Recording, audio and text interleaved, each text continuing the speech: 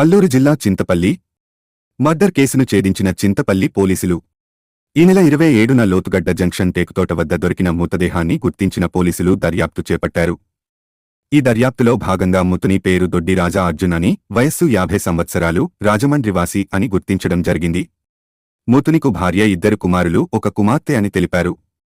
ఈ కేసులో రాజమండ్రికి చెందిన 2 ముద్దాయి వెంకటేష్, పుష్పరాజులను అరెస్టు చేసినట్లు తెలిపారు.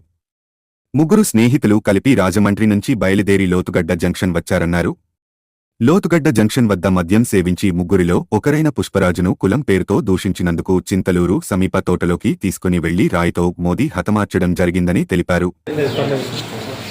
చింతపల్లి పోలీస్ స్టేషన్లోని తేదీ 29/9/2024 సాయంత్రం 6 గంటలకు మర్డర్ కేసు రిజిస్ట్రేషన్ చేయడం జరిగింది. ఈ కేసులోని మృతుడు అదే దినం సాయంత్రం సమయంలోని మనకి లోతుగడ్డ జంక్షన్ వద్ద ఊరి చివరన ఉన్న టేకు తోటలోని ఒక శవమై పడి ఉన్నాడు. ఇతన్ని ఎవరో చంపినట్టుగా తల మీద ఉన్న గాయాలను బట్టి మనం గమనించి దాన్ని మర్డర్ కేసుగా రిజిస్ట్రేషన్ చేయడం జరిగింది. అయితే ఈ కేసులోని మనం తర్వాత నేరస్థలాన్ని పరిశీలించినప్పుడు మనకి నేరస్థలంలోని దొరికిన క్లూ ఆధారంగా, క్లూ అంటే మనకి ఒక విజిటింగ్ కార్డు దొరకడం జరిగింది. ఆ విజిటింగ్ కార్డు మీద శివగంగాధర్ ఇంటీరియర్ డెకరేట్ వర్క్స్ అని చెప్పేసి రాజమండ్రి అని చెప్పేసి ఉన్నది.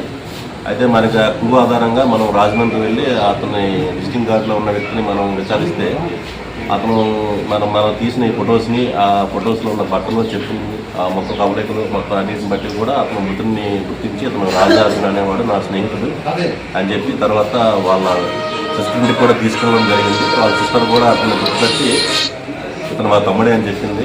అయితే మృతుడికి అతని భార్య, కుమారులు కూడా ఉన్నారు. వాళ్ళు ప్రజెంట్ ఇతను వదిలేసి హైదరాబాద్లో పనిచేసుకుంటున్నారు. ఇతను ఒకడే వాళ్ళ అక్క దగ్గర ఉంటున్నాడు. వడ్రంగి పని చేసుకుంటూ సారా తాగడం చేస్తూ ఉంటుంటాడు. అయితే ఇతనికి వెంకటేష్ అనే మరో స్నేహితుడు ఉన్నాడు. మృతుడు వచ్చేసి పద్మశాలి కులస్తుడు. ఇతని స్నేహితుడు వెంకటేష్ విశ్వబ్రాహ్మణ్ కులస్తుడు.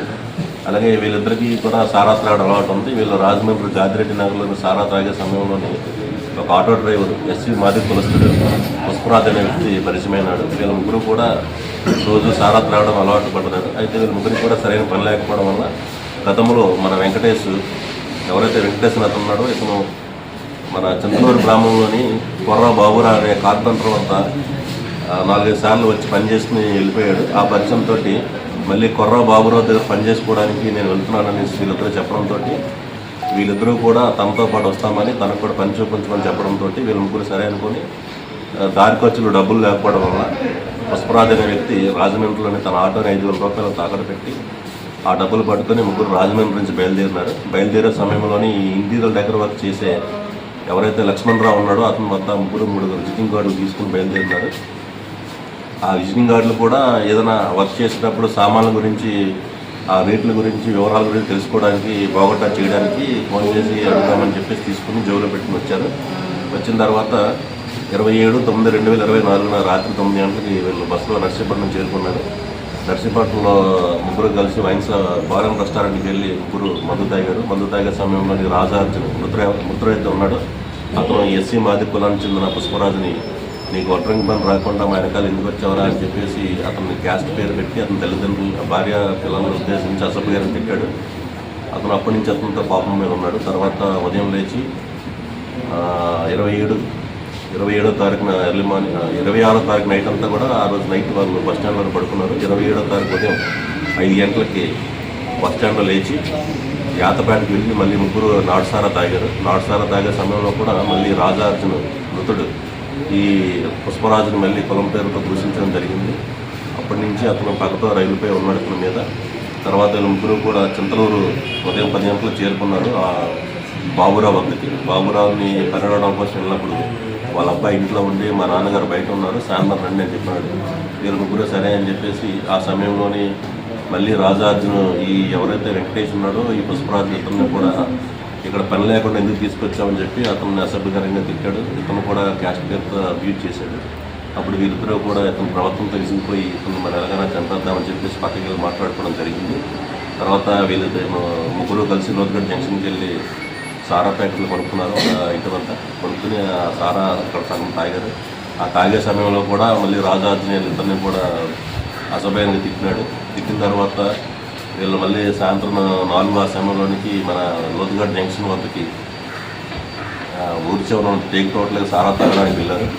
అయితే వీళ్ళిద్దరూ కూడా అంతకుముందే ఇతను ప్రభుత్వం తీసిపోయి చంపేద్దామని చెప్పేసి ప్లాన్తో ఉండడం వల్ల అతను సారా పూర్తిగా తాగే వరకు ఉండి వీళ్ళిద్దరూ తాగకుండా స్టేబుల్గా ఉండి అతను తాగిన తర్వాత అతన్ని తిట్టి అక్కడ ఉన్న రాయితోటి తల మీద ఛాతి మీద బలంగా కొట్టి అక్కడి నుంచి